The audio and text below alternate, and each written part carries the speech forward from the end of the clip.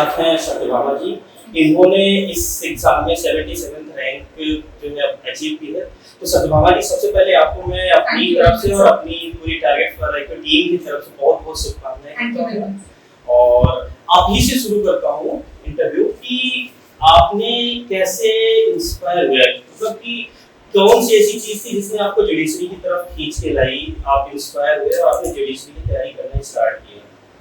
Sir, judiciary की fully fledged concentrated तरीके से प्रिपरेशन मैंने जून 2020 में की थी स्टार्ट। वही लॉकडाउन का टाइम था और 4th ईयर मेरा कंप्लीट हुआ, 5th ईयर में रजिस्टर एंटर किए थे।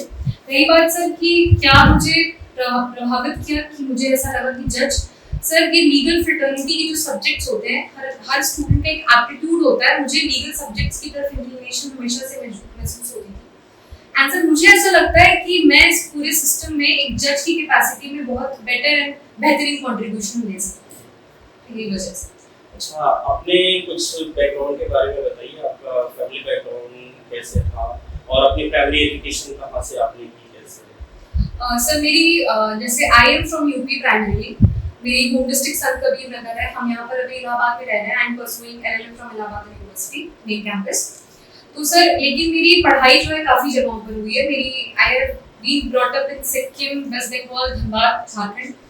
तो काफ़ी जगह पर एजुकेशन 10th एंड 12th मेरी धनबाद झारखंड से ही हुई है। And sir national law university Ranchi से मैंने अपना BA LLB कंप्लीट किया था 2021 में। उसके बाद से I have been pursuing LLM आप अपनी कहाँ से कर रहे हैं? Sir main campus Allahabad university. और आपके फैमिली बैकग्राउंड, आपके पेरेंट्स क्या करते हैं? सर मेरी मम्मी होम मेकर है एंड सर मेरे पापा लेक्चरर हैं सीनियर सेकेंडरी स्कूल धनबाद। मतलब टीचिंग बैकग्राउंड पहले से भी रहा है। यस। तो ज्यादा आपकी जो पढ़ाई है, आपकी जो स्टडी है, उसमें ज्यादा रोल मम्मी का है या पापा का है? सर दोनों का इक्वल कंट्रीब्यूशन।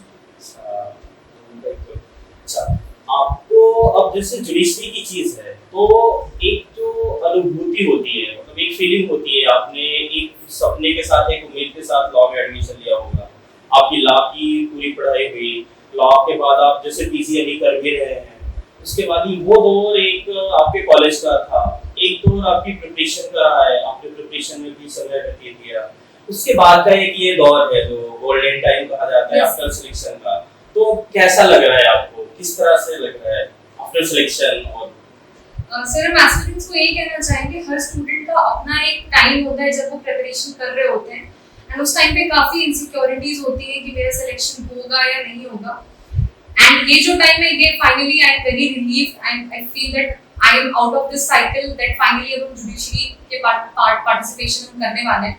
तो हम एस्पिरेंट्स को सर यही कहना चाहते हैं कि जब आप प्रिपरेशन के दौरान आप अपने आप को मोटिवेटेड रखिए एंड अपना टारगेट ये रखिए कि सब्जेक्ट्स की क्लैरिटी, लीगल कॉन्सेप्चुअल क्लैरिटी आपकी बहुत जबरदस्त होनी चाहिए ताकि उसमें आगे जाकर सर्विसेज में भी कोई क्वेश्चन मार्क आपको करना ना पड़े। एंड इतना विश्वास आपको अपने ऊपर रखना पड़ेगा कि अगर आप प्रिपरेशन कर रहे हैं तो आपका सिलेक्शन जरूर होगा, कभी ना कभी तो होगा। अच्छा, जैसे हमारे बहुत सारे जो व्यूअर्स हैं अभी, या बहुत सारे साथी जो एकदम अभी जुडिशरी की तैयारी शुरू करना चाह रहे होंगे फ्रॉम टू ABCD, तो उन्हें क्या करना चाहिए, कैसे जुडिशरी की प्रिपरेशन तैयार स्टार्ट करनी चाहिए, उनके लिए आप क्या कहना चाहेंगे? ओके सर, इसका बेहतर आंसर हम अपनी जर्नी के थ्रू ज़्यादा दे सकते हैं। तो मैंने जब जून 2020 में प्रिपरेशन स्टार्ट की थी तो मैंने सबसे पहले अपना फेवरेट सब्जेक्ट जो मुझे ऐसा लगता था कि जिसमें मेरा सबसे ज़्यादा इंटरेस्ट है वो था ITC। तो स्टूडेंट्स को ये कहना चाहेंगे, सबसे पहले आप स्टैंडर्ड टेक्स्ट बुक हर सब्जेक्ट की आपके पास होनी चाहिए एंड जो बेयर एक्ट, आप सबसे पहले पूरे चैप्टर को, पूरी जैसे ITC है, आप उसको चैप्टर वाइज उठाइए। Like you pick up property offences का chapter at a time, body offences का चैप्टर एट अ टाइम। एक चैप्टर एक बार में उठाइए एंड उसको पूरी तरीके से कंसेप्चुअल तरीके से समझने की पहले कोशिश करिए कि क्या आपके बेयर एक्ट में लिखा हुआ है, क्या आपकी स्टैंडर्ड टेक्स्ट बुक में लिखा हुआ है।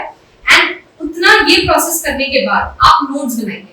नोट्स बनाने की मेरी स्ट्रैटेजी अगर हम कहना चाहेंगे, 6 से 7 पन्ने में आपको पूरा टॉपिक रिड्यूस कर लेना है अपनी कॉपी में, क्योंकि नोट्स वो होते हैं जो आप मेंस के 15 दिन पहले अच्छे से रिवाइज कर सकते हैं।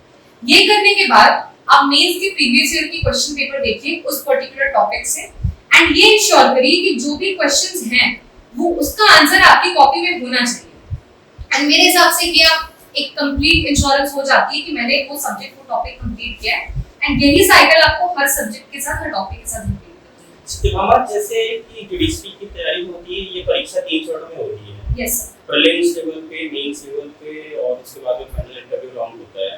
तो प्रीलिम्स लेवल में जैसे स्पेशली जो जुडिशरी एस्पिरेंट्स होते हैं उनके सामने बड़ी चुनौती होती है जीएस की, जनरल स्टडी, क्योंकि उनका ज्यादातर फोकस होता है लॉ पे। तो जो प्रीलिम्स में लॉ का बैलेंस बनाया जाता है और जो जीएस का, जीएस में भी जैसे करंट अफेयर्स हैं, जो ट्रेडिशनल टॉपिक्स हैं, तो उनके लिए क्या करना चाहिए? सर जीएस के लिए मेरी समझ में सबसे बेस्ट प्लेटफॉर्म है टारगेट फॉर आईक्यू, क्योंकि मैंने जब ज्वाइन किया था तो मुझे भी पहले एक फियर था कि मेरी जीएस कभी लॉ जितनी स्ट्रांग हो पाएगी या नहीं, बट जीएस को समझने की एक कंसेप्चुअल क्लैरिटी जैसे लॉ में होती है वही आपको जीएस में भी चाहिए होती है। जैसे मेडिवल हिस्ट्री हो गई, एंशिएंट मॉडर्न हिस्ट्री हो गई, उसकी कुछ क्रिटिकल टॉपिक्स होते हैं, उसको समझने के लिए आपको कंसेप्चुअल क्लैरिटी चाहिए एंड वो टारगेट फॉर आईक्यू से आपको बेस्ट मिल सकता है। एंड सर रही बात कि जीएस को टैकल कैसे करना है, कमिंग टू प्री फर्स्ट, आप सब्जेक्ट्स को सेग्रीगेट कर लीजिए एंड हिस्ट्री के लिए जैसे आप ये कर सकते हैं, आप यूसेंट उठाइए एंड सर जो क्लास में पढ़ाते हैं सतेंद्र सर, आप उसको पॉइंट टू पॉइंट अपनी किताब में ही नोट डाउन करते चलिए एंड सर उसी दिन फिर एमसीक्यूज भी प्रोवाइड करते हैं, उन सारे एमसीक्यूज को भी ध्यान से आप सॉल्व कर लीजिए। अगर आप एडिशनल एक तैयारी चाहते हैं इंश्योरेंस के लिए, वैसे सर के पास जो एमसीक्यूज होते हैं जो प्रोवाइड करते हैं वो सफिशिएंट होते हैं। यूपीपीसीएस एंड यूपीएससी के जो 10 साल के प्री के क्वेश्चन पेपर्स हैं, स्पेशली यूपीपीसीएस के आप लगा सकते हैं एंड इससे मतलब वो सब्जेक्ट, वो पर्टिकुलर सब्जेक्ट आपका हिस्ट्री का कंप्लीट हो जाएगा। यही साइकिल आप जैसे ज्योग्राफी के लिए मैंने क्या किया था, हम 25-30 मैप्स मार्केट से खरीद कर ले आए थे एंड सर जो क्लास में पढ़ाते थे उसको मैंने वही मैप में इंडिकेट करना शुरू कर दिया था। For example Ganga river system, Indus river system, like that. तो ये आप सब्जेक्ट पढ़िए पहले स्टैंडर्ड टेक्स्ट बुक से, फिर क्वेश्चन सॉल्व करिए, लेकिन क्वेश्चन सॉल्व करते वक्त एक क्रिटिकल माइंडसेट होना चाहिए। 3 ऑप्शंस एलिमिनेट करने की कोशिश करिए जब आप पढ़ाई भी घर पर कर रहे हैं, इससे आपकी एक्यूरेसी भी बढ़ेगी, इससे आपके अटेम्प्ट्स भी बढ़ेंगे मेन एग्जाम। अच्छा, करंट अफेयर्स के लिए जैसे करंट अफेयर्स के लिए पर्टिकुलर हम लोग भी जैसे मैगजीन निकालते हैं, मंथली मैगजीन रहती है, तो करंट अफेयर्स का क्या रोल रहता है और उसको कैसे करना चाहिए? सर आपका पहला सवाल जो है करंट अफेयर्स का रोल क्या है, बहुत इंपॉर्टेंट है, प्री में भी मेंस में भी, क्योंकि 200 मार्क्स का पेपर होता है जीएस का। तो सर मेरे इवन ऐसे पेपर में भी आप उसको कई जगह कोट कर सकते हैं। तो करंट अफेयर्स अगर आप यूपी के पेपर को अटेंड करना चाहते हैं तो it has to be pursued very meticulously. And sir आपका जो दूसरा सवाल है कि इसको परस्यू कैसे किया जाए, तो मैंने टारगेट फॉर आईक्यू का ही पूरा करंट अफेयर्स की जो मैगजीन थी वो मैंने फॉलो किया था, उसको मैंने ढंग से प्रॉपर तरीके से पढ़ा था। सर जो रैपिड रिवीजन सीरीज चलाते थे करंट अफेयर्स की, उसको मैंने बहुत ध्यान से पढ़ा था, उसको अपने दिमाग में स्टोर करने की कोशिश की थी, एक कॉपी बना ली थी, सर जो क्लास में पढ़ाते जाते थे, I used to write it, तो ये मैंने किया। अच्छा, इस बार प्रीलिम्स में जैसे 9 माइनर भी आए हुए थे, yes, तो उनके लिए क्या किया था आपने 9 माइनर का? सो 9 माइनर्स के लिए कुछ नहीं, आप डायरेक्ट परचेज कर लीजिए मार्केट से। आप कोशिश करिए सबसे पहले सारे, जैसे आप नॉर्मली लॉ सब्जेक्ट्स पढ़ते हैं वैसे ही सारे एक्ट्स के आप इंडेक्स को पहले अच्छे से प्रिपेयर कर लीजिए। इंडेक्स प्रिपेयर करने के बाद कुछ कुछ सेक्शंस के एसेंशियल्स होते हैं, जैसे पॉश एक्ट में इंटरनल कंप्लेंट कमेटी है, देन पॉक्सो में penetrative sexual assault, aggravated penetrative sexual assault, इन सब के आपको मेन एसेंशियल्स अच्छे से पता होने चाहिए, जैसे कि लॉ सब्जेक्ट्स में किया जाता है। एमसीक्यूज क्योंकि मार्केट में नए नए आए नहीं थे, तो मैंने फिर टारगेट फॉर आईक्यू के एमसीक्यूज प्रेफर किए थे। वो भी आई थिंक इनफ थे, Yes, 1000 से ज्यादा एमसीक्यू दिए Yes, गए sir. थे। यस तो इस वजह से। अच्छा, जैसे ये तो कोई प्रीलिम्स की बात, अब प्रीलिम्स के बाद में जब आता है मेंस, तो प्रीलिम्स तो आपका ऑब्जेक्टिव रहता है, मेंस रहता है, मेंस का एरिया भी और ज्यादा ब्रॉड किया जाता है। तो मेंस का, और एक बच्चों के जो नए फ्रेशर है उनके मन में रहता है कि पहले हम प्रीलिम्स की तैयारी करें या मेंस की करें, तो पहली चीज तो आप सबसे पहले यही करिए कि प्रीलिम्स और मेंस को क्या एक साथ ले जाना बेहतर होता है या फिर एक सेपरेट करना चाहिए, और मेंस में मेंस की प्रिपरेशन और प्रीलिम्स की कैसे अलग होती है? सर ये कंफ्यूजन मुझे भी हुआ करती थी when I was a new aspirant. तो इसका जो मैंने लॉजिकल तरीका अपने लिए डेवलप कर लिया था वो ये था कि कोई भी सब्जेक्ट हो, मुझे उसका एक चैप्टर एक बार में पिकअप करना है एंड उस चैप्टर को सबसे पहले बैराक से अच्छे से पढ़ना है। आप जब बैराक पढ़ रहे होंगे, जो भी बच्चे अपनी प्रिपरेशन जो स्टार्ट कर रहे हैं उनको ये कहना चाहेंगे, just pick up a pencil and try to read the bare act in a very proper way. आप अपने आप को एक एग्जामिनर की पोजीशन में रखिए एंड ये देखिए कि इससे क्या क्वेश्चंस बन सकते हैं। इतना करने के बाद आप स्टैंडर्ड टेक्स्ट बुक पढ़िए एंड फिर नोट्स बनाइए। 6 से 7 पन्ने में आपको पूरी तरीके से रिड्यूस करना है। रही बात सर आपका ये जो सवाल है कि मेंस एंड प्री कैसे डिफरेंशिएट होता है या इंटीग्रेट होता है, सर इसका यही है, आपको ये इंश्योर करना है कि उस पर्टिकुलर टॉपिक से लास्ट ईयर्स में यूपी में एंड स्पेशली इनफैक्ट किसी भी एग्जाम में प्री और मेंस दोनों के जो क्वेश्चंस आए हैं आपको वो सॉल्व करने के लिए आप पूरी तरीके से कैपेबल हैं, ताकि उस टॉपिक पे आपका पूरी तरीके से एक कमांड बन जाए एंड आपको कोई भी अपने आप में कोई क्वेश्चन मार्क ना रहे। यही साइकिल आपको सबके साथ रिपीट करनी है एंड प्री और मेंस आराम से आप कोलैबोरेट करके कर सकते हैं, ऐसी कोई प्रॉब्लम नहीं है। लेकिन आपको सबसे पहले कंसेप्चुअल क्लैरिटी होनी चाहिए उस पर्टिकुलर टॉपिक पे। मेंस को पहले आप प्रेफरेंस दीजिए, मेंस के क्वेश्चंस आपके पास सॉल्व होने चाहिए, उसके बाद आप प्री के क्वेश्चंस लगाइए, ये देखने के लिए कि आप एलिमिनेट कर पा रहे हैं। जी दोस्तों देखिए यही चीज है कि जो हम लोग या सतेन सर या बाकी जो फैकल्टी हम लोग क्लास में भी यही चीज कहते हैं कि आप ये एग्जाम एक आयोग के द्वारा सारे लिए जाते हैं और सारा सिलेबस जो कॉमन सिलेबस होते हैं वहाँ पे आपको प्रीलिम्स लेवल और मेंस लेवल पे अपने आप को अलग नहीं बांट के रखना है कि नहीं अभी हम प्री करेंगे फिर मेंस करेंगे। एक आप जो है कलेक्टिव स्टडी करिए, टॉपिक पे कमांड बनाइए। हाँ ऑब्जेक्टिव प्रकृति पे कैसे उसके ऑब्जेक्टिव पे क्वेश्चंस आते हैं वो प्लस मेंस जैसे आते हैं, जैसा कि सत्यभामा जी भी बता रही हैं। इसके बाद अगर सत्यभामा जी देखी जाए कि आपके जो मेंस में लोकल लॉज होते हैं वो बड़ी चुनौती रहती है क्योंकि प्रीलिम्स में लोग पढ़े नहीं रहते हैं, तो लोकल लॉ के लिए क्या किया था आपने? सर लोकल लॉ के लिए मैंने सबसे पहले प्रेफरेंस दी थी बेयर एक्ट को मैंने जो भी सब्जेक्ट्स थे and previous year question papers plus sir market में परीक्षा मंथन की क्वेश्चन आंसर गाइड आती है वो मैंने ऑर्डर कर ली थी। आप सबसे पहले बेयर एक्ट को एक बार एक लुसिड तरीके से पढ़ लीजिए जैसे आप नॉर्मली सब्जेक्ट्स को टैकल करते हैं एंड उसके बाद आप प्रीवियस ईयर पेपर देखिए, उसके बाद दोबारा जो मॉडल क्वेश्चन आंसर्स है उनको एक बार पढ़ लीजिए एंड उसके शॉर्ट नोट्स आप अपनी कॉपी में बना लीजिए, that is sufficient for you. और लैंग्वेज का पेपर ओके सर, लैंग्वेज के पेपर के लिए I would specifically tell students आप कुछ बातें हैं, आप सबसे पहले लैंग्वेज पेपर को आसानी में बिल्कुल मत लीजिए, it's a very critical paper and second आपका सिलेक्शन वही पेपर कराएगा। सो इंग्लिश एंड हिंदी दोनों को आप इक्वल प्रेफरेंस दीजिए। इसमें 3 एलिमेंट्स हैं, language, essay and precis. Precis language and translation. तो सर इसको हम 2 तरीके से आंसर करना चाहेंगे। सबसे पहले इन तीनों की तैयारी कैसे करनी है और इन तीनों को अटेम्प्ट कैसे करना है।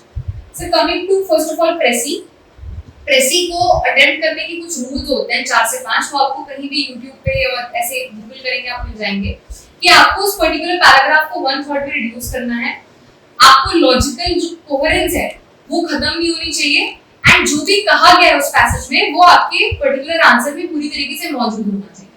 रही बात इसकी प्रिपरेशन कहाँ से आप करेंगे, आप यूपीएससी में कंपल्सरी इंग्लिश का पेपर होता है तो आप ऑर्डर कर लीजिए ना, प्रेसी आप 6 से 7 लगा सकते हैं। यूपीजे में भी आए हुए हैं पिछले सालों में, उनके आप भी प्रीवियस ईयर के पेपर्स लगा सकते हैं। कमिंग टू ट्रांसलेशन में आप जब भी रोज लैपटॉप अपना खोलते हैं पढ़ाई करने के लिए तो आप जस्ट गूगल कर सकते हैं प्रेजेंट न्यूज, जो भी आज की करंट न्यूज है, जो भी टैब खुलेगा, Hindustan times, Indian express, the Hindu, उससे कोई that is not very important. आप उसका फर्स्ट पैराग्राफ उठाइए, आप गूगल ट्रांसलेट खोलिए और उसको पेस्ट कर दीजिए वहीं पर एंड वो इंग्लिश टू हिंदी अपने आप कन्वर्ट हो जाएगा एंड वहां पे जो आपको क्रिटिकल वर्ड्स लग रहे हैं आप उसको अपनी कॉपी में नोट डाउन कर लीजिए। एंड रही बात प्रैक्टिस की, अगेन आप यूपीजे के प्रीवियस ईयर के पेपर्स आप ट्रांसलेशन प्रैक्टिस कर सकते हैं एंड यूपीएससी में कंपल्सरी हिंदी का भी पेपर आता है, उससे भी आप देख सकते हैं, कंपल्सरी इंग्लिश के पेपर में भी वो प्रेजेंट। कमिंग टू एसे के लिए सबसे पहले आई वुड से कि तैयारी कैसे करनी है। आप जब भी रोज पढ़ाई करते हैं एंड ये सिर्फ आधे घंटे का काम होता है, कुछ कंटेम्पररी टॉपिक्स होते हैं, for example women, education, children, health, infrastructure, poverty, कोविड-19, ये कुछ कंटेम्पररी टॉपिक्स होते हैं जिस पे आपको ऐसे एक्सपेक्ट आप कर सकते हैं कि आपको मिल जाएगा। तो आप ऑनलाइन एक ऐप आता है एवरनोट, OneNote, इन सबको इंस्टॉल कर लीजिए अपने लैपटॉप में एंड ऑनलाइन नोट्स आप बना सकते हैं, सब हेडिंग्स कर लीजिए, women, education, agriculture, like that. And जब भी आप गूगल कर रहे हैं आपको कोई भी रेलेवेंट न्यूज़ मिल रही है या कोई भी रेलेवेंट मटेरियल मिल रहा है तो आप उसको वहां पर पेस्ट कर सकते हैं। ये रही बात की तैयारी कैसे करनी है एंड लिखना कैसे है।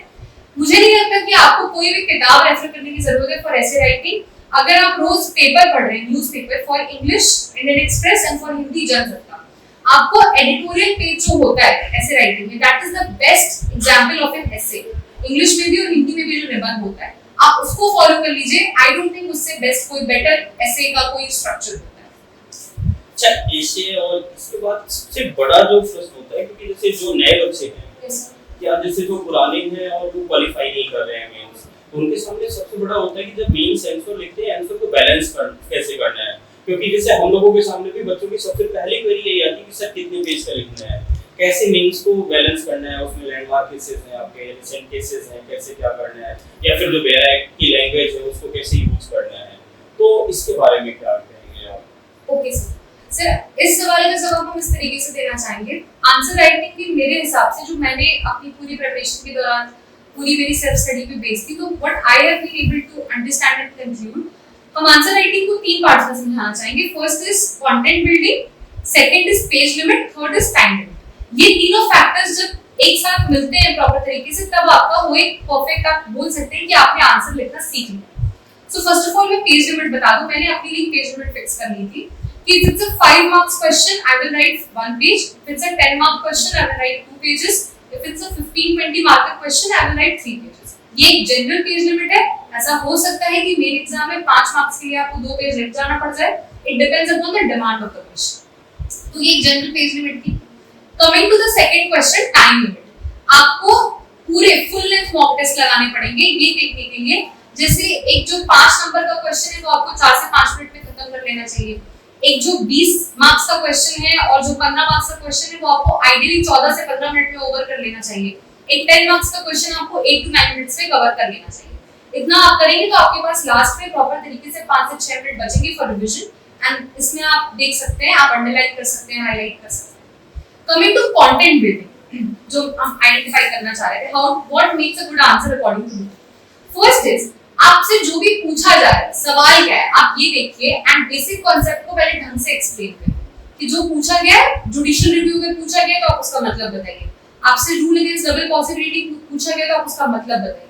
Second element of good answer is, जो भी कंटेम्परेरी लीगल लॉ में प्रोविजन है, if it's rule against perpetuity तो आप सेक्शन 14T पे कोट करिए, if it's anything like that contingent contract तो सेक्शन 31 ऑफ इंडियन कॉन्ट्रैक्ट आप कोट करिए।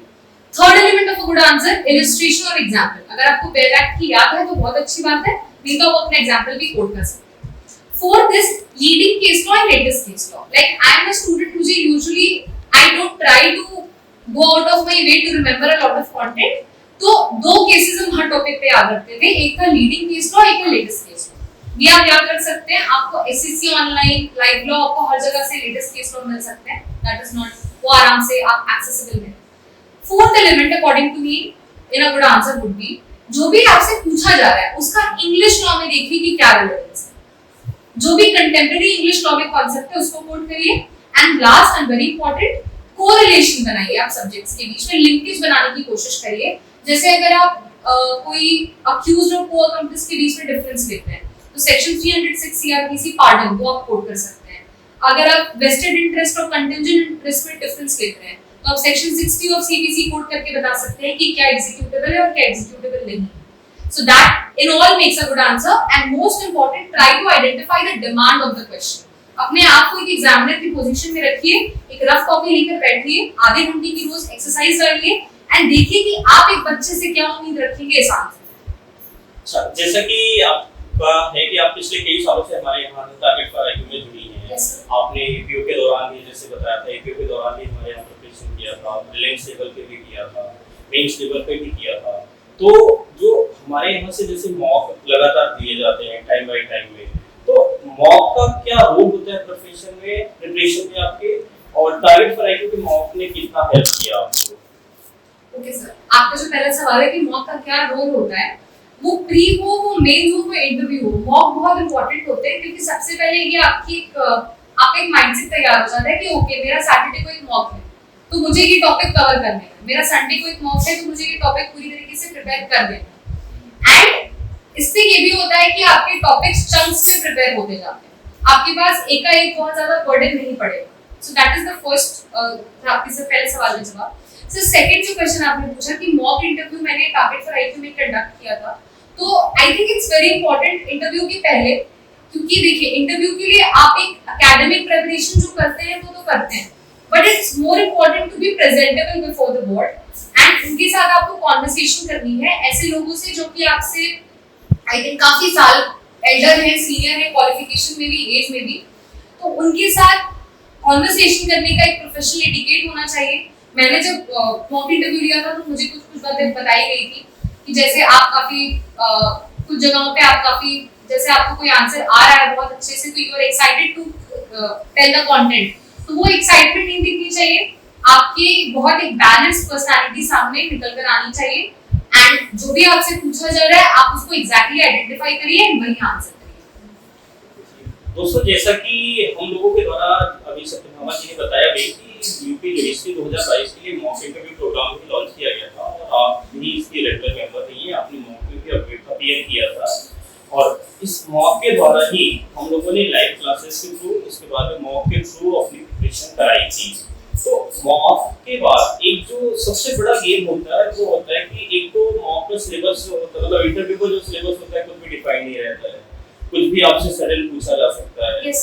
तो जो एक एटमॉस्फेयर आपको मॉक में मिला था या फिर जो वहाँ आयोग में जाके मिला था, तो मॉक के एटमॉस्फेयर जो हम लोगों ने लिया था उससे आपको कितनी मदद मिली थी वहाँ का प्रेशर टैकल करने में? सर ये स्टूडेंट्स को कहना चाहेंगे सबसे पहले जो आपका सवाल है सर इंटरव्यू प्रिपरेशन से रिलेटेड, इसके दो पर्सपेक्टिव से मैं आंसर करना चाहेंगे।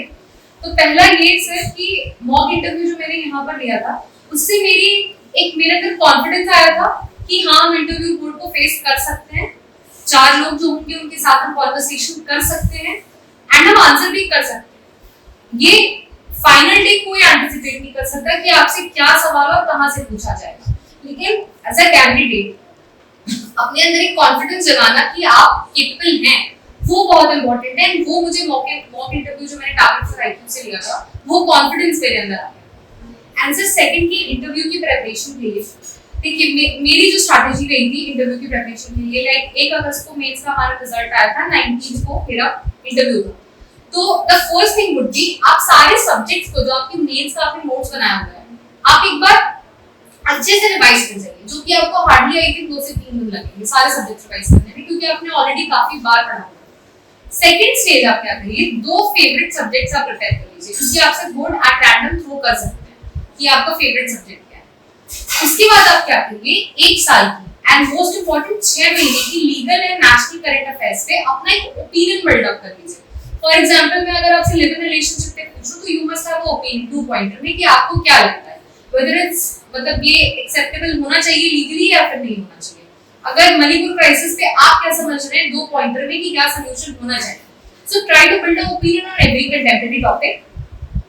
एंड नेक्स्ट आप क्या कर सकते हैं, आप अपनी ड्रेस को प्लीज फाइनल कर लीजिए 1 हफ्ते पहले ही, अगर पॉसिबल हो तो कर लीजिए, बिकॉज़ लास्ट टाइम में हम पैनिक करेंगे। एंड जो भी आपसे पूछा जा रहा है मोस्ट इंपॉर्टेंट उसका आप बहुत क्रिटिकल तरीके से आंसर करने की कोशिश करिए। अपना डैफ आप चाहे तो प्रिपेयर कर सकते हैं, क्योंकि मुझसे जैसे पूछा गया था कि आप अपनी ग्रेजुएशन कहाँ से कंप्लीट किए, तो ये जो कुछ बेसिक आपकी कैंडिडेचर से रिलेटेड सवाल होते हैं कि आपकी होम डिस्ट्रिक्ट क्या है, वो फेमस क्यों है, आपने जहाँ से एजुकेशन की है वो फेमस क्यों है, या फिर आप मतलब why is your place famous, या फिर बेसिकली आपको अपनी आइडेंटिटी के बारे में पूरी तरीके से पता होना चाहिए। मुझसे at random pre mains interview then सबके रिजल्ट्स कब आए थे, नोटिफिकेशन कब आया था, फॉर्म कब आपने भरा था, मुझसे ये तक सबकी डेट्स पूछी गई थी। लकीली मुझे सबकी डेट्स याद थी, सो आई आंसर्ड दैट। तो ये भी कुछ मिसलेनियस क्वेश्चंस होते हैं जो कि टैकल किया जा सकता है। रेस्ट आप पेपर प्लीज, ये सदिंदर सर भी कहते थे न्यूज़पेपर पढ़ने की आदत डालिए, तो वो मैंने इम्प्लीमेंट किया हुआ था 1 साल से। मुझसे फॉर एग्जांपल बिहार की प्रॉब्लम्स पूछी गई थी, which is not expected because Bihar आपकी नेबरिंग स्टेट है, तो इट इज एक्सपेक्टेड कि आपको पता होना चाहिए अपनी नेबरिंग स्टेट्स के बारे में। तो क्या दैट्स बेसिकली आपको nothing can prepare you for an interview, but आपकी जो मेंस की प्रिपरेशन है उसको सॉलिड रखिए, अपने कैंडिडेचर को स्ट्रांग रखिए, legal and national current affairs पे काम कीजिए। दोस्तों एक बार मैं फिर से बताना चाहूँगा कि सत्यभामा जी हमारे टारगेट फॉर आईक्यू टीम से काफ़ी वर्षों से जुड़ी हुई हैं। हमारे यहाँ के ये सिविल जुडिशरी के प्रीलिम्स का भी हिस्सा नहीं है, मेंस का भी नहीं है, मेन और उसके साथ साथ इन्होंने इंटरव्यू मॉक का भी हिस्सा लिया था। आगे एक कीवर्ड अगर आपसे हम ये कहें कि जो बच्चे काफ़ी आपके साथ के जो थे जो परीक्षा नहीं क्वालिफाई कर पाए, असफल रहे हैं, तो उनके लिए आप क्या कहना चाहेंगे? सर फेलियर्स मैंने भी देखे हैं, मैंने भी हाल ही में एपीओ का इंटरव्यू दिया था, मेरा फाइनल सिलेक्शन नहीं हो पाया। उसके पहले भी मैंने कहीं ना कहीं कोई एग्जाम दिया था जहाँ पर मार्जिन से हम 2 से 3 नंबर से मिस हो जाते थे। तो I would just tell people जो भी मेरे साथ के एस्पिरेंट्स हैं, देखिए आपने इस प्रिपरेशन साइकिल में आप एंटर कर चुके हैं, अगर आप बहुत मार्जिन से मिस कर रहे हैं हर जगह, तो ट्रस्ट में आपके अंदर पोटेंशियल है। आपको कोई और बोले ना बोले, बट आप अपने आप को ये बात हमेशा रिमाइंड करिए कि आप पूरी तरीके से कैपेबल हैं सिलेक्शन लेने के लिए, and just keep working until आपको सिलेक्शन मिल ना जाए। एक प्लान भी दिमाग में रखिए, लेकिन किसी और की बात से इफेक्ट मत होइए, and don't worry, if you working hard you will definitely secure. अच्छा, आप अपने रिजल्ट, फाइनल रिजल्ट को लेके कितना आशान्वित थे जब आपने इंटरव्यू दिया और रिजल्ट नहीं आया था? तो आप कितना होपफुल थे रिजल्ट को लेके, कितना श्योर थे? सर एपीयू में तो एक मतलब, क्योंकि जैसे मेरे हिसाब से मेंस मैंने अच्छा लिखा था, इंटरव्यू भी मेरा काफी अच्छा हुआ था, तो आई वाज एंटिसिपेटिंग कि शायद फाइनल सिलेक्शन हो जाए, एंड 21 जून को रिजल्ट आया एंड मेरा उसमें सिलेक्शन नहीं हुआ था।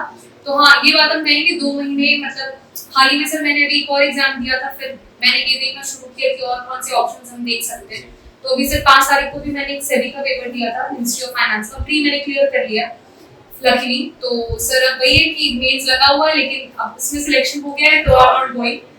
तो यही है, आप देखिए आपकी लाइफ में एज एन एस्पिरेंट अच्छे फेजेस भी आएंगे और खराब फेजेस भी आएंगे, तो ये एक एस्पिरेंट की लाइफ होती है, बट लास्ट में जब आपको सिलेक्शन मिल जाएगा तो वो पूरा हार्डवर्क आपको पूरी तरीके से it will all B worth it. एक लास्ट में आपसे एक पर्सनल क्वेश्चन करूंगा कि 1 मिनट के पहले की लाइफ और 1 मिनट के बाद की, पीडीएफ में आपने नाम देखा अपना रिजल्ट, उसके पहले और उसके बाद का रिएक्शन, जैसे आपका रिजल्ट कैसे पता चला, किसके थ्रू और क्या था? सर हम एक्चुअली बस वेबसाइट ओपन ही करके बैठे हुए थे, साइट पे मेरे डिसर्टेशन का काम चल रहा था, एंड बार बार हम साइट रिफ्रेश कर रहे थे कि अब रिजल्ट आ जाए, अब रिजल्ट आ जाए, एंड सडनली मैंने वेबसाइट चेक की तो लिस्ट ऑफ कैंडिडेट्स फ्लैश कर रहा था, and I opened it and I typed my roll number, तो तुरंत दिखा मुझे। देन ओके, मैंने सबसे पहले अपने पापा को कॉल किया कि पापा हो गया, जज बन गई आपकी बेटी। तो बस पापा बहुत खुश, मम्मी बहुत खुश। मैंने अपने पेरेंट्स को इतने टाइम के बाद इतना रिलीव, इतना ज्यादा हंसते हुए देखा था। मुझे भी एक लगा कि फाइनली अब मुझे मौका मिल रहा है इस प्लेटफॉर्म से जुड़ने का, एंड बस अब यही है कि सर्विसेज में आकर मुझे बहुत बेहतर काम करने की कोशिश करने की कोशिश है।